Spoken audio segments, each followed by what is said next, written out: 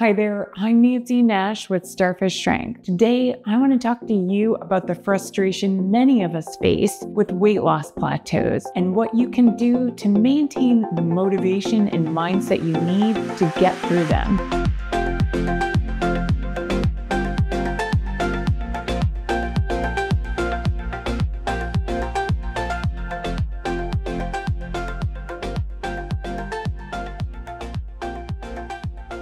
Okay, so let's say you're busting your butt in your workouts. You're counting every calorie, every carb. You're getting enough protein. You're getting proper rest and recovery.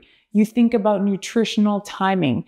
You have all of the right things in play, but you've hit a weight loss plateau. Every time you hit the scale, you either see it stagnate or worse, you see your weight go up, and it's like a gut punch. You can feel your motivation dwindling. So before we go any further, I just want to acknowledge that I hear you. It is super frustrating when we feel like we're working really hard and the scale isn't budging. And it's not just frustrating in a weight loss goal, right? It's frustrating in any goal. You feel like you're working really, really hard and you're getting nowhere. So I know I've said this before, but plateaus are, as frustrating as it is, an essential part of our body's adaptation process. Just think about anything you're trying to do. Does it ever move in this beautiful bell curve? So if I'm trying to run faster, I don't run faster and faster every day, right? There's also times when I'm actually running slower and I'm working on different elements to make sure that over time I am going to actually run faster, but every workout isn't faster and faster. It's the same thing when I'm trying to gain strength, right? I don't lift more and more every single day. And if you're doing that, please reach out to me because I want to make sure you reach your strength goal without hurting yourself. But let's talk about a non-exercise related example. If I am invested in a stock and it is going to appreciate in value greatly in the next year, if I look at that day to day, I'm going to see it bounce up and down, right? I am still going to see that bell curve, but it's a jagged little bell curve when I look close. And if I look hour to hour, even more so. And this brings me to the biggest downfall I see with weight loss goals is that people are looking at their weight too often and getting really frustrated that it does fluctuate. Like, for example, did you know that your weight could fluctuate 5 to 8 pounds in the same day? Out of curiosity, before colonoscopy, I weighed myself before and after prep, and this is within hours. I gained 16 pounds. The human body has a great capacity to gain and lose weight. And a lot of this helps us stay hydrated, be able to continue to function no matter what is going on. What we want to see with weight loss is a continual trend. So I wouldn't take your weight more than once a week if you can help it.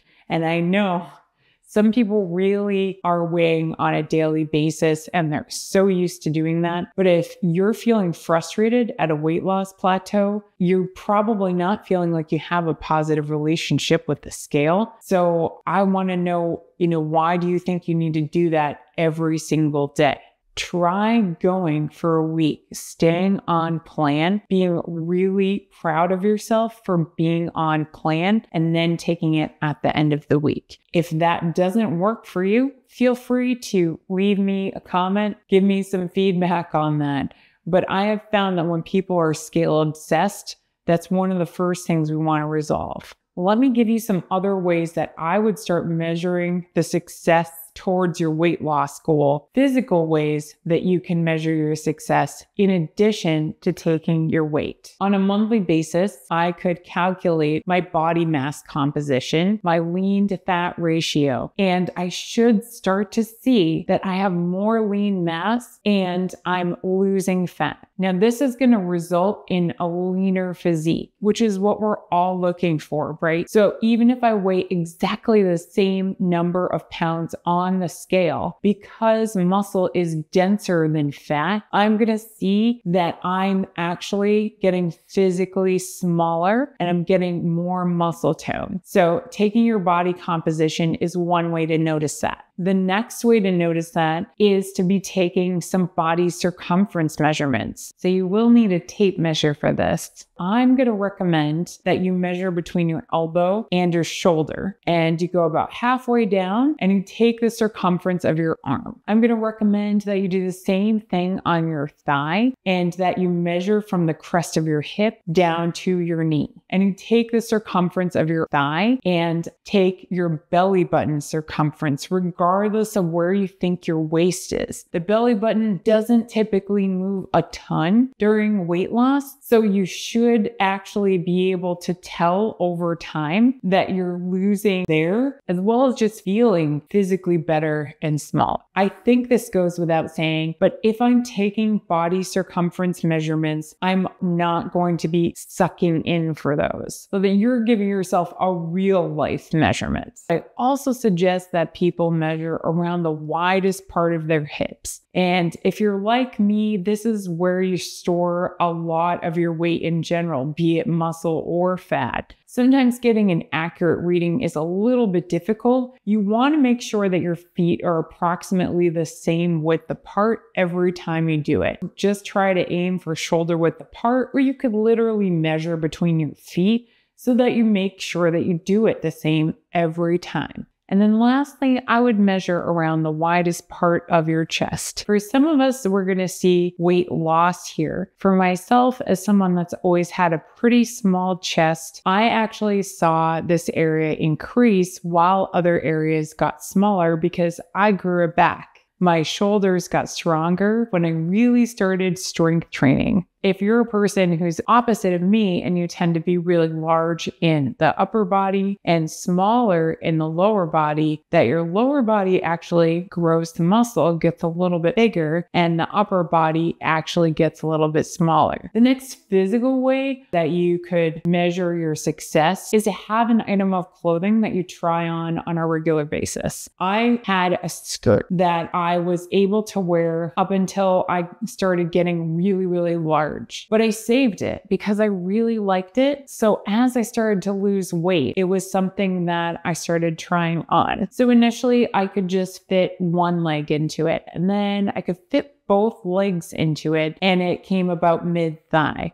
And then I could get it all the way up my hips, but I couldn't button it. And then eventually I could button it and it fit. And so I started wearing it again. And then as I continued to lose weight, I could do pull the waistline out to the side thing and show off the extra bit. So I still have it, even though I've had my own fluctuations in my journey, because it's a good reminder that even if my weight does go up 5 pounds at the holidays, I'm not even back to fitting in that skirt. And that's kind of a good feeling. It lets me know that I really did do this work and that I've maintained it. And the other way I can measure what my workouts are doing for me is to evaluate how soundly I'm sleeping and how energetic I feel throughout the day. These can be really subjective, and I know that there are other factors at play. So if this is something that you want to try using, just give yourself a 1 to 10 score each day and look again at that trend over time. Thanks so much for watching. I hope you found something today that you can use to seize your inner star and stay on track with motivation and mindset as you pursue your goals. If you do want more help with your exercise and nutrition programming, please feel free to reach out to me in the link in the description. In the meantime, I look forward to continuing this journey with you. I'll see you in the next video.